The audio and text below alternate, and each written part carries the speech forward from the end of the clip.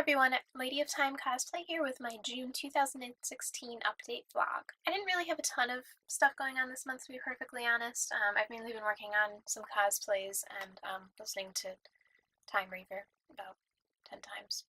Maybe not that many, but Time Reaver's really good. I am still hoping to put together a review of the 10th Doctor audios because I enjoyed them thoroughly. You can check out my reaction to the first track of Technophobia, though, right here, I guess, maybe.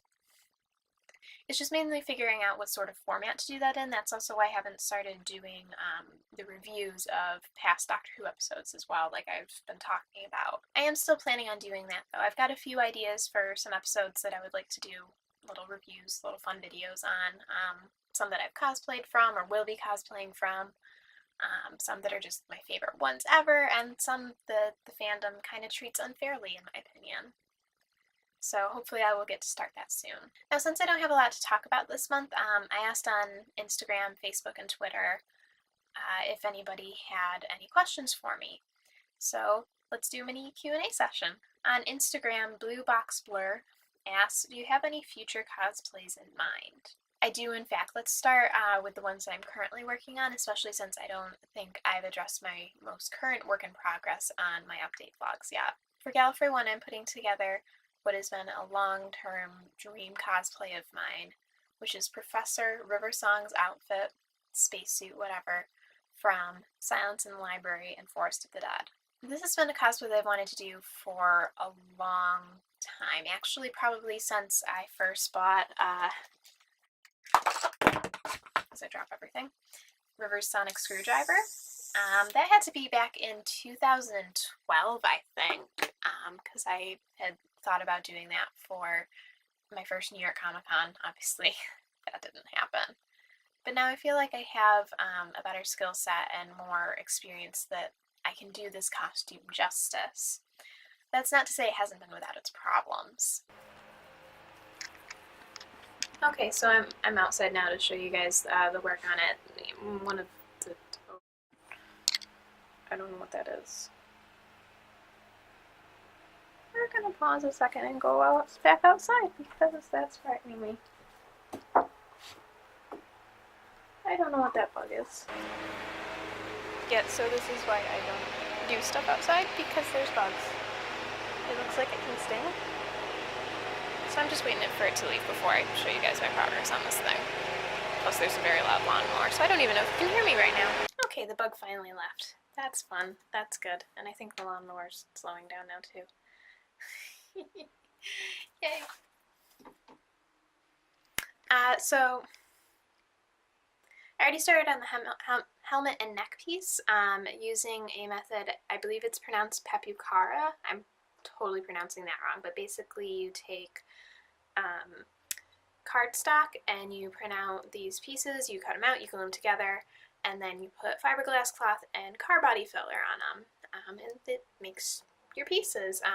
When I was looking at other patterns, in addition to this helmet and neck piece that I'm about to show you about, other Doctor Who ones I saw a full-scale Dalek, I saw K9, I saw somebody did one Cyberman head so you could have handles, but yeah, it's been a little rough, this. So, while the helmet looks fine, it's a little rough, especially right there, I guess. It's a little rough, but you know, once I sand it, it'll be workable. Plus, I've still got to put the car body filler on it. So this is, you know, it's not gonna be all rough like it is now, and it'll be a little bit smoother. So the helmet looks good. And basically, I should have just listened to the internet on this and not done fiberglass cloth on the outside, because the neck piece looks a little rough right now. I don't know if you can really tell with the camera, but some of the pieces, especially you can kind of see it right there if the camera would focus, some of the pieces while they were drying, because I did this over the course of a couple days, while some of the pieces were drying, they created air bubbles or fell down a little, and then dried in a very sturdy, which is, you know, good for it being sturdy, but not so good with me being able to sand this. Plus it was a little lopsided to begin with. I don't know if you can tell, but I can tell. I can tell. So basically, yeah, this took me the process of putting all the fiberglass cloth on the neck piece, which is currently upside down here. I'll turn it right side up, and then maybe you guys can see it a little bit better. The whole progress of me putting the fiberglass cloth on this took about a week. Yeah, you can see it's like really uneven right there. I don't know. You're probably all thinking, why is she so worried about it? Because I am. Yeah, so that all took me about a week, with about another week to cut it all out and put it together. So I'm gonna be redoing the neck piece. I'm gonna, for the second one, and hopefully it'll not be lopsided like this one is. I'm just gonna do the fiberglass cloth on the inside, and then just a couple coats of the resin, just the resin without the cloth on the outside. Which this is totally why I am starting this now. When I started it, this is totally why I started it in May of 2016, when I'm not wearing this until February next year.